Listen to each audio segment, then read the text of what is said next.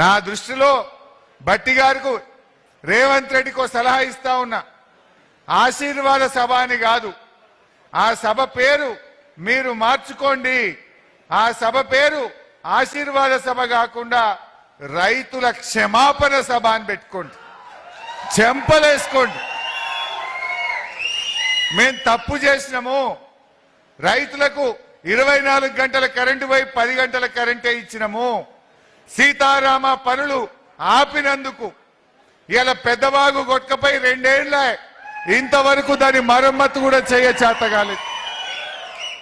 ఈ అడ్డగోలు ఫెయిల్ అయినందుకు క్షమాపణ చెప్పండి. అది రైతు ఆశీర్వాద సభ కాదు. రైతులకు బేషరతుగా రైతు డిక్లరేషన్ పేరిట తెలంగాణ రైతాంగానికి మీరు చేసిన మోసానికి క్షమాపణ చెప్పండి అని చెప్పి నేను ఈరోజు ఖమ్మం జిల్లా నుంచి డిమాండ్ చేస్తా ఉన్నా.